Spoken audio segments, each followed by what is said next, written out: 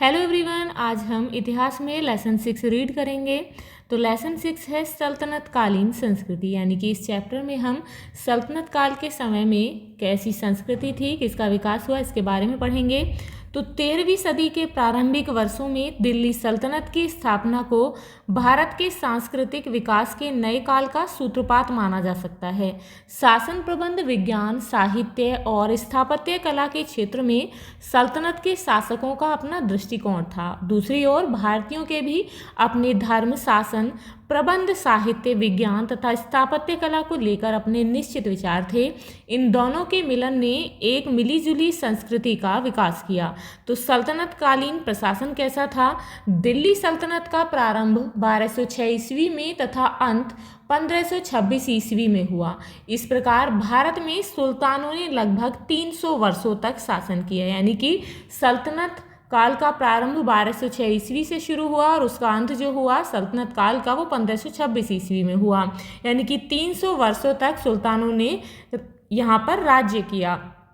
सल्तनत काल में सुल्तान का स्थान सबसे अधिक महत्वपूर्ण था। सारी राजनीतिक, कानूनी और सैनिक सत्ता उसी में निहित थी। वह राज्य की सुरक्षा और व्यवस्था के लिए जिम्मेदार था। इस तरह वह प्रशासन के लिए भी जिम्मेदार था। सुल्तान ही सेना का प्रधान होता था। कानून और न्याय की व्यवस्था करना भी उसी का दायित्व था। इस कार्य के लिए वह न्यायाधीशों की नियुक्ति करता था। उसके किसी भी पदाधिकारी के अन्याय के खिलाफ उससे सीधे अपील की जा सकती थी। न्याय करना शासक का महत्वपूर्ण दायित्व था। उसके बाद केंद्रीय शासन। केंद्रीय शासन में सुल्तान का पद महत्वपूर्ण होता था। सुल्तान ही सेना का सबसे बड़ा अधिकारी होता था। युद्ध और संधि के संबंध में वही निर्णय लेता था। न्याय में भी उसी का निर्णय अंतिम होता था। सुल्तान अपनी मदद के लिए मंत्रियों की नियुक्ति करते थे। मंत्रियों का पद आसीन रहना या ना रहना सुल्तान की इच्छा पर निर्भर करता था।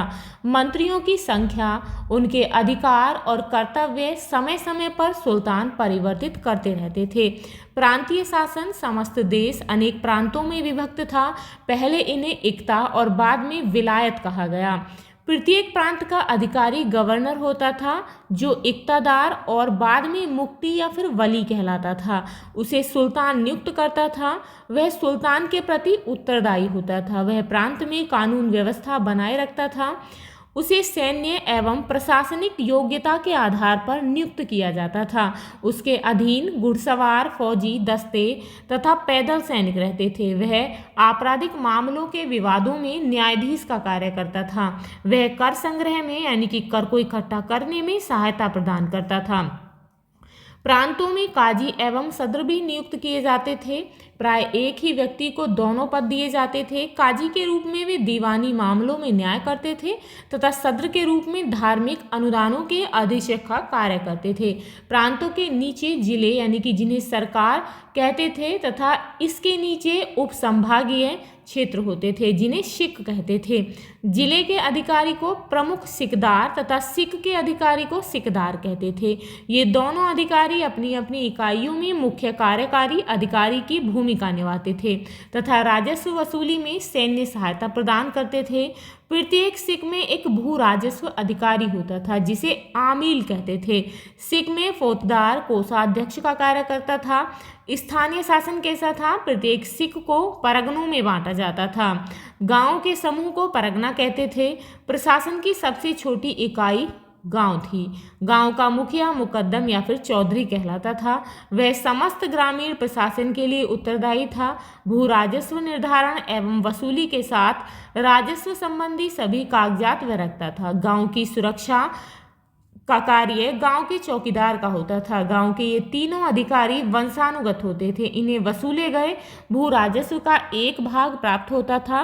गांव का प्रशासन ग्राम पंचायतों के माध्यम से होता था। इसीलिए मध्यकालीन भारत में ग्रामीण स्तर पर प्राचीन परंपराएं यथावत रही। तो जो साम्राज्य था वो कैसे बटा हुआ था? साम्राज्य प्रांत और इक्ता में। प्रांत में उप संभाग होते थे, जिसके अधिकारी सिख होते थे, और उप संभाग यानी कि जिसमें परगना होता था, और परगना किससे बनता था? गांव, यानी कि गांव मिलाकर परगना बनते थे। दिल्ली के सुल्तानों ने दिल्ली सल्तनत के निर्माण में महत्वपूर्ण योगदान दिया, परंतु इनके अधिकतर उत्तराधिकारियों के अयोग्य होने के कारण सल्तनत की शक्ति कम होती गई। सल्तनत के विभिन्न भागों में बहुत से इक़्तिदारों ने नए राज्य बना लिए। उत्तर भारत में सल्तनत के कुछ प्रांत थे जो बाद में स्वतंत्र राज्य बन गए, जैसे कि जौनपुर, बंगाल, मालवा, गुजरात, कश्मीर तथा मेवाड़।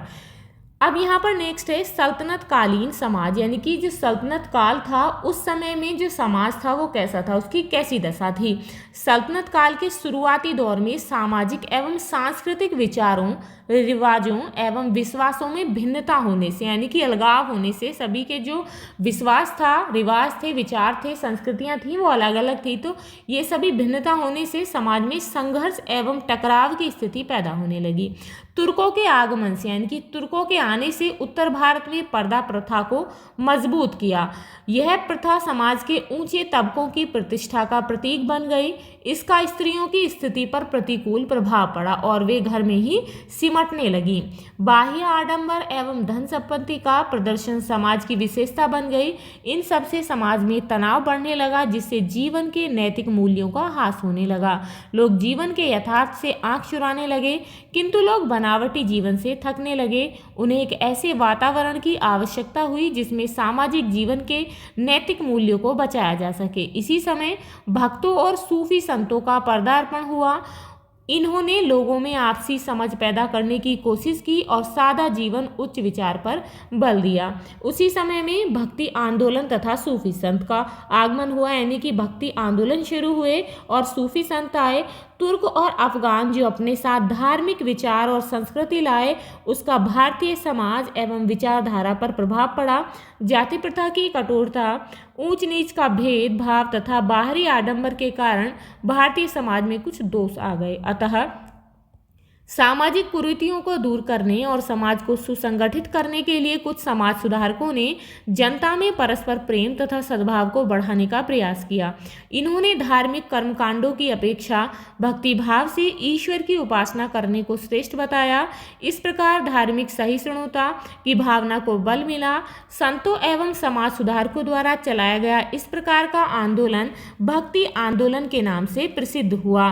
इन भक्त संतों में कबीर, चैतन्य महाप्रभु, गुरु नानक, दादू, रैदास, तुकाराम, रामानंद, वल्लभाचार्य, मीराबाई आदि प्रसिद्ध हैं।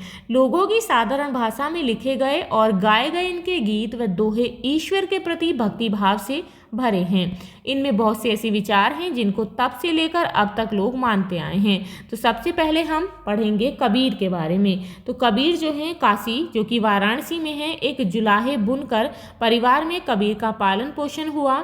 कबीर निरंकार परमेश्वर में विश्वास रखते थे। कबीर की प्रमुख रचना बेजक थी, जिसमें साखी, सभद्रमैनी समाहित हैं। उसके बाद है मीराबाई। ये मेड़ता के राठौर राणा रतन सिंह की पुत्री थी। मीराबाई कृष्ण की उपासना में भजन गाया करती थी। गुरु नानक 1469 ईस्वी में पंजाब के तलवंडी, जो कि आधुनिक ननकाना साहिब पाकिस्तान में है, नामक स्थान में गुरु नानक का जन्म हुआ था। इन्होंने सिख धर्म चलाया तथा एकेश्वरवाद का उपदेश दिया। चैतन्य महाप्रभु ने बाह्य आडंबर तथा कर्मकांड का विरोध किया। रैदास यानी कि रविदास ने लोगों को शिक्षा दी कि भक्ति से ही मनुष्य मोक्ष पा सकता है। रामानंद ने शुद्ध आचरण एवं भक्ति पर विशेष बल दिया। दादू, तुकाराम जैसे संतों ने भी अपने विचार द्वारा भक्ति आंदोलन को गति प्रदान की। भक्त संतों ने लोगों के बीच ये भावना फैलाई थी कि ईश्वर को पाने के लिए सच्चे दिल से प्रेम करना ही एकमात्र तरीका है। उन्होंने आम लोगों की बोली में कई सुंदर गीतों की रचना की, जिसे भक्त लोग मग्न होकर गाते थे। वे ऊंच नीच और जाति पाति के खिलाफ थे। उनका मानना था कि सभी मनुष्य ईश्वर की नज़र में समान हैं और हिंदू तथा मुसलमान दोनों का एक ही ईश्वर है। ईश्वर को पाने का रास्ता भी एक समान है। इन्हीं भक्त संतों की तरह कई मुसलमान संत भी थे जो सूफी संत कहलाए। इन सूफी संतों में अजमेर के ख्वाजा मोइनुद्दीन चिश्ती, दिल्ली के हजरत निजामुद्दीन औलिया, पंजाब के बाबा फरीद बहुत जाने माने सूफी संत थे। भक्त संतों और सूफी संतों के विचार आपस में बहुत मिलते जुलते थे। सूफियों ने इस बात पर जोर दिया कि सच्चे दिल से अल्लाह को प्रेम करना और अपने बुरे कामों पर पश्चाताप करना अल्लाह को पाने का सही तरीका है। सूफी मत के अनुयायी एक ईश्वर में विश्वास करते थे। शांति, अहिंसा एवं सहिष्णुता एवं मानवता के प्रति प्रेम की भावना में भी उनका अटूट विश्वास था। सूफी संतों से हिंदू एवं मुसलमान दोनों ही अत्यधिक प्रभावित हुए। तो इस चित्र में आप देख सकते हैं, ये है ख्वाजा मोइनुद्दीन चिश्ती की दरगाह जो कि अजमेर में है, और यहाँ पर ये है निज़ामुद्दीन औलिया की दरगाह जो कि दिल्ली में है। शैव महिला योगी लल्ला यानी कि लल योगेश्वरी कश्मीर की विधवा ब्राह्मण औरत थी। कश्मीर के प्रसिद्ध सूफी संत शेख नूरुद्दीन वली समेत कई सूफी संत उसे अपना पीर या गुरु मानते थे। वह कहती थी, शिव सब जगह मौजूद है, सब में मौजूद है, फिर हिंदू और मुसलमान में फ़र्क मत करो। अगर तुम समझदार हो तो आप अपने आप को समझो, यही ईश्वर की सही समझ है। अब यहाँ पर हम साहित्य के बारे में पढ़ेंगे कि उस समय साहित्य कैसा था। सल्तनत काल में देश के बहुत से भागों में फारसी राजभाषा रही, अतः बहुत सी भारतीय भाषाओं पर फारसी का प्रभाव पड़ा और फारसी के बहुत से शब्द भारतीय भाषाओं में आ गए। सल्तनत काल में दिल्ली अरबी व फारसी साहित्य के विद्वानों का केंद्र बन गई थी। महमूद गजनवी के समय अलबरूनी और फिरदौसी नामक प्रसिद्ध विद्वान तथा कवि थे। मंगोलों के डर से मध्य एशिया के अनेक विद्वानों और साहित्यकारों ने भागकर दिल्ली के सुल्तानों के दरबार में शरण ली थी। भारत में फारसी साहित्य का महान विद्वान अमीर खुसरो था। उसने भारत के बारे में बहुत कुछ लिखा जिससे उसका भारत के प्रति प्रेम झलकता है। तो देख सकते हैं, अमीर खुसरो ने लिखा है कि मैंने भारत की प्रशंसा दो कारणों से की है। एक तो यह है कि हिंदुस्तान मेरी जन्मभूमि और हम सब का वतन है। वतन से प्यार करना एक अहम फर्ज है। हिंदुस्तान स्वर्ग के समान है। इसकी आबोहवा खुरासान से बेहतर है। यह हरा भरा है और साल भर फूलों से लदा रहता है। यहाँ के ब्राह्मण अरस्तु जैसे ज्ञानी हैं और विभिन्न क्षेत्रों में बहुत सारे विद्वान हैं। इस समय साहित्य के नाम पर यशोगान और धार्मिक पुस्तकों की ही रचना हुई। इस श्रेणी में नरपति नाल्ह का बीसल देव रासो तथा दलपति विजय का खुमान रासो उल्लेखनीय है। अमीर खुसरो ने भी हिंदी में भी पद रचना की थी। भक्ति आंदोलन के संतों जैसे कि कबीर, गोरखनाथ आदि ने ईश्वर स्तुति में गीतों की रचना की थी। इस काल में सुप्रसिद्ध प्रेमाख्यान तथा ऐतिहासिक महाकाव्य पद्मावत की रचना महाकवि मलिक मोहम्मद जायसी ने की। स्थापत्य कला उस समय में कैसी थी? ईरानी व तुर्क कारीगर जब भारत आए तो अपने साथ इमारत बनाने की एक नई विधि भी लाए। सल्तनत कालीन इमारतों की तीन खास बातें थी। एक तो मेहराब, दूसरा गुंबद और तीसरी मीनारें जो उनकी सभी इमारतों में देखी जा सकती थी। तो यहाँ देख सकते हैं, यानी कि उस समय तुर्क कारीगर थे, ईरानी कारीगर थे, जब वो भारत अपने साथ आए थे तो इमारतों को बनाने की एक नई विधि भी लाए थे। तो उन इमारतों में उस समय मेहराब ज़रूर होती थी, गुंबदें ज़रूर बनाई जाती थी और मीनारें देखी जा सकती थीं। कुछ इमारतों में कुरान की आयतें भी लिखी गई हैं। कुछ मिली जुली शैलियाँ थीं। ईरानी व तुर्क कारीगरों से उनका हुनर भारत के कारीगरों ने सीखी। भारत के कारीगरों के हुनर ईरानी व तुर्क कारीगरों ने सीखे। मंदिरों में मेहराब व गुंबद बनने लगे और कई मस्जिदों में पत्थर पर पत्थर रखकर तरासे हुए खंभे बनने लगे। आपके आसपास भी यदि कुछ ऐसे मंदिर व मस्जिद होंगे, क्या उनमें ऐसी कुछ विशेषताएं आपको देखने को मिलती हैं, तो आप उनकी सूची बनाएंगे। तो आप देख सकते हैं, गुंबद का ये आंतरिक भाग है, यानी कि अंदर का भाग है। सल्तनत काल में चित्रकला और संगीत कैसी थी, अब हम इसके बारे में पढ़ेंगे। सल्तनत काल में बारीक और छोटे छोटे चित्र बनाए जाते थे, यानी कि चित्रकला में छोटे छोटे चित्र बनाए जाते थे। कलाकारों को दरबार में आश्रय मिला था। कभी कभी वे पुस्तक में वर्णित घटनाओं के चित्र बनाते थे। भारतीय संगीत पर फारस और अरब की संगीत शैली का प्रभाव पड़ा। सितार, सारंगी और तबला जैसे वाद्य यंत्रों की लोकप्रियता बढ़ गई थी, यानी कि उनका बहुत अधिक प्रयोग बढ़ गया था। कुछ सूफी संतों ने संगीत में विशेष रुचि दिखाई। उनका विश्वास था कि भक्ति संगीत भी ईश्वर के निकट पहुंचने का एक रास्ता है। इससे संगीत के नए रूपों जैसे कि कव्वाली को लोकप्रिय होने में बड़ी सहायता मिली। उसी समय में अस्त्र शस्त्रों का विकास हुआ, जैसे कि छुरा, तलवार, ढाल। मध्यकालीन समय में सर्वोत्तम तलवारें वाराणसी जो कि बनारस में है और सौराष्ट्र में बनती थी। उसके बाद लाहौर, सियालकोट, मुल्तान, गुजरात तथा गोलकुंडा के प्रांत भी इसके लिए मशहूर हुए। राजस्थान एवं गुजरात में निर्मित जमधार, छुरे, धनुष तथा तीरों की बड़ी मांग थी। सियालकोट तथा मेवाड़ की तोड़ेदार बंदूकें सर्वोत्तम होती थी। तोड़ेदार बंदूकों के अलावा लोहे का उपयोग सब प्रकार के कवच, ढाल, हथियार, बंदूक तथा तोप के गोले आदि में होता था। चिकित्सा एवं खगोल शास्त्र। सल्तनत काल में आयुर्विज्ञान तथा खगोल विद्या जैसे कुछ विषयों में अनुसंधान हेतु सुल्तानों तथा अमीरों का संरक्षण प्राप्त था। वे इन कार्यों के लिए प्रोत्साहन देते थे, उनके लिए बढ़ावा देते थे। बर्नी ने अपनी तारीखें फिरोज शाही में चिकित्सकों और खगोल शास्त्रियों की एक लंबी तालिका प्रस्तुत की है। मौलाना बदरुद्दीन, मौलाना सदरुद्दीन तथा अजीमुद्दीन मध्यकालीन युग के प्रसिद्ध चिकित्सक थे। मछेंद्र प्रसिद्ध वैद्य थे और जोग मशहूर शल्य चिकित्सक थे। मध्यकाल में ऐसे प्रमाण मिलते हैं जिनसे पता चलता है कि देश में अनेक जर्राह या शल्य चिकित्सक थे। वे केवल शल्य चिकित्सा यानी कि ऑपरेशन ही नहीं करते थे, बल्कि कृत्रिम अंग भी बनाकर लगा सकते थे। वे काटकर पथरी निकाल देते थे तथा मोतियाबिंद को समाप्त कर देते थे। उस समय में कृषि कैसी थी? देश की आबादी में ज्यादातर लोग किसान थे। वे कड़ी मेहनत करते थे। देश के विभिन्न भागों में आए दिन अकाल पड़ने और युद्ध होने से किसानों को कठिनाइयों का सामना करना पड़ता था। उस समय किसानों का जीवन स्तर ऊंचा नहीं था। गांव के अधिकारी कभी कभी अपने पद का दुरुपयोग करते थे और साधारण किसानों को अपने हिस्से की भी मालगुजारी यानी कि राजस्व अदा करने के लिए मजबूर करते थे। व्यापार व उद्योग धंधे कैसे थे? मुस्लिम विजय ने देश के उद्योग तथा वाणिज्य व्यापार में बाधा नहीं डाली। गांव तथा शहरों में कारीगर एवं शिल्पियों ने अपने पुराने पेशे को बरकरार रखा था। उनके औजार भी वही थे। कुछ विशेष प्रकार के नए काम करने वाले कारीगर वर्ग भी उत्पन्न हुए, जैसे कि बर्तन पर कलई करने वाले, घोड़े की नाल व रकाब बनाने वाले, कागज बनाने वाले आदि। इसके अतिरिक्त कई शाही कारखाने भी थे जो फारस देश की तकनीक के अनुसार दिल्ली के सुल्तानों द्वारा स्थापित किए गए थे। इन कारखानों में राज्य, राज परिवार तथा दरबारी लोगों की जरूरत की चीजें बनाई जाती थी। मुद्रा के क्षेत्र में भी सुधार हुए। सुल्तानों ने चांदी के टंके और तांबे के जीतल नामक मुद्राएं चलाईं। इसी के साथ व्यापार का विकास शुरू हुआ, जिससे शहर और शहरी जीवन का और विकास हुआ। बंगाल और गुजरात के शहर अपने उत्तम कपड़ों और सोने तथा चांदी के काम के लिए प्रसिद्ध थे। बंगाल का सोनार गांव और ढाका कच्चे रेशम और मलमल के लिए विख्यात थे। वस्त्र निर्माण के क्षेत्र में महत्वपूर्ण तकनीकी परिवर्तन 13वीं-14वीं शताब्दी में मुसलमानों द्वारा भारत में लाए चरखे द्वारा हुआ। चरखे का चलन आरंभ होने से कपड़े के उत्पादन में बहुत सुधार हुआ।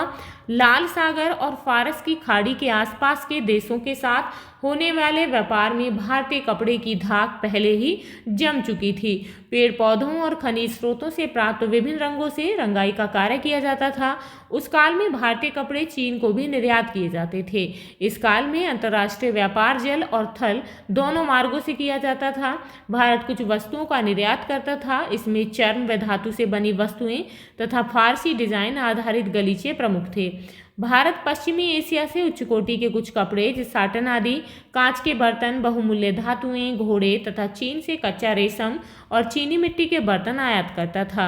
उस समय पर यातायात कैसा था? दिल्ली सल्तनत के सुदृढ़ होने से यातायात एवं संचार का विकास हुआ। उस समय आधुनिक वैज्ञानिक उपकरणों का ज्ञान नहीं था। लोग परिवहन के साधनों के रूप में कुलियों, जानवरों तथा चक्के वाली गाड़ियों का प्रयोग करते थे।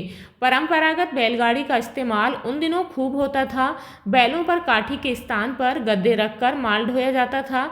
सवारी के लिए घोड़े, टट्टू, खच्चर और कभी कभी गधों, ऊंटों का इस्तेमाल भी किया जाता था। नदियों में नावों तथा सागर में पाल वाले जलयानों का उपयोग किया जाता था। तो ये था आपका लेसन 6। इसमें आए हुए यहाँ पर शब्दावली के कुछ शब्द हैं। सूफी किसे कहते हैं? तो सूफी ईश्वर की भक्ति उपासना में व्यक्तिगत प्रेम भावना पर अधिक बल देने वाले मुसलमान संत सूफी कहलाते हैं। पीर, सूफी संप्रदाय के धर्म उपदेशक को पीर कहा जाता है। जर्राह, शल्य चिकित्सक यानी कि चीरफाड़ करने वाला डॉक्टर या फिर सर्जन। जीतल किसे कहा जाता था? सल्तनत काल में प्रचलित तांबे का सिक्का। आयात का मतलब होता है बाहर के देशों में बनी वस्तुओं को अपने देश में मंगाना, और निर्यात का अर्थ होता है अपने देश में बनी वस्तुओं को दूसरे देशों में भेजना। तो ये था आपका लेसन 6। यहाँ पर इसके प्रश्न दिए गए हैं जिन्हें हम नेक्स्ट वीडियो में सॉल्व करेंगे। तो मिलते हैं नेक्स्ट वीडियो में इस लेसन के क्वेश्चंस के साथ। If you like this video, please like and share, and if you are new on this channel, please subscribe the channel. Thank you.